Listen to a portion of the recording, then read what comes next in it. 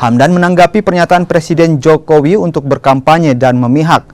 Meski tidak diatur dalam undang-undang, namun dinilai melanggar etika berdasarkan kekuasaan dan hukum, serta sumpah jabatan Presiden untuk mengabdi pada negara.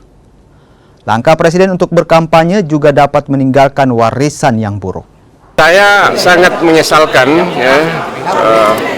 ucapan Presiden untuk tidak memihak dalam pelaksanaan Pilpres kali ini, karena akan meninggalkan warisan yang tidak baik bagi generasi yang akan datang. Presiden ini akan mengakhiri jabatannya pada tahun 2024.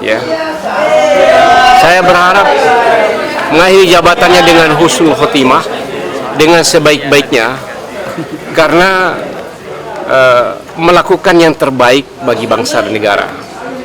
Memang betul tidak ada undang-undang yang melarang Presiden untuk memihak, tapi ada prinsip-prinsip etika, yang etika itu sebagai landasan kekuatan dan berlakunya hukum.